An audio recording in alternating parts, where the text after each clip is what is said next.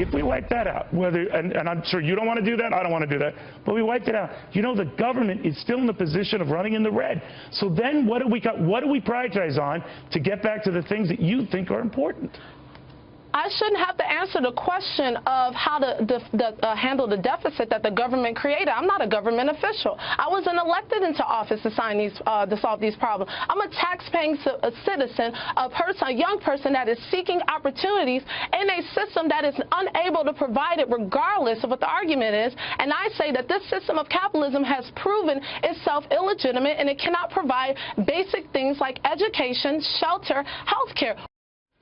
All right, she's 24 years old, a big backer Bernie Sanders, not, she stresses, Hillary Clinton, and she says it's time to shake up the system. And she is right to say this much: it's not her job as a citizen to tell Congress where to reprioritize or the White House, but is it our job as citizens to at least point in the right direction? Because this election, if you think about it, and the reason why I want to focus on this whole issue here is it comes down to the role of government and whether it should do more or whether it should do less, whether it is out of control or not in control enough.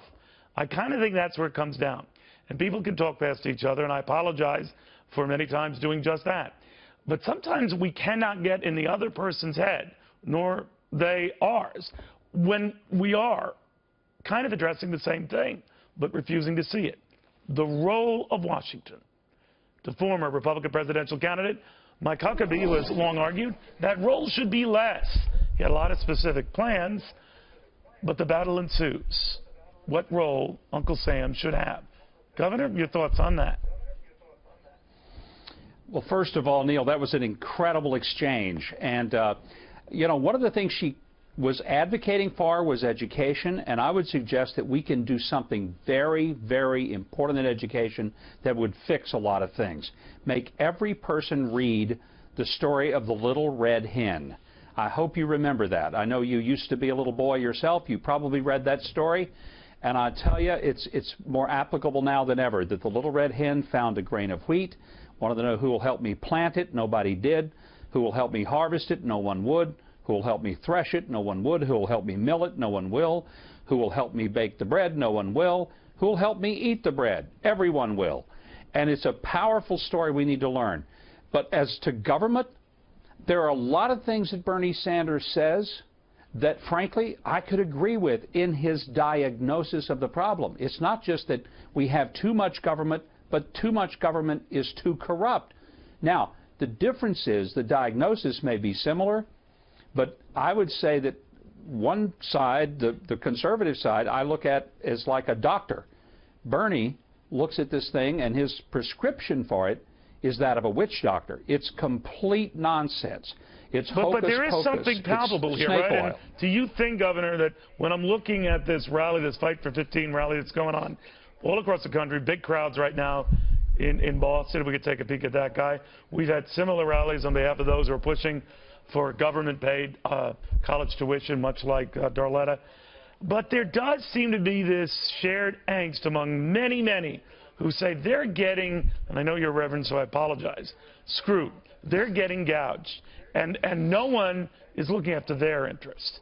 How do Republicans address that? Or do they just write off a crowd they seem to think will always vote Democratic?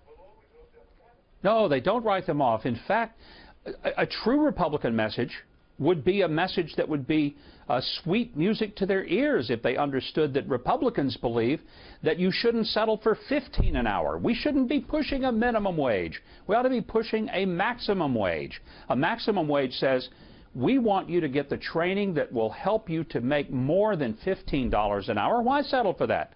What would you like to make? $50 an hour? Let's find the jobs that pay $50 an hour, help you to get into training, learn those skills, and make $50 an hour and leave the $15 job behind. They don't trust their bosses. They don't trust Wall Street. They don't trust bankers. They don't trust the rich. And there are many examples that come up where all of a sudden their worst fears are vindicated. Now, not all the time. It's hardly typical. But it is enough to give them pause when it comes to the well-to-do, to anyone who's doing better than them. What do you say? Well, frankly, that's where the legitimacy of their complaint should be heard.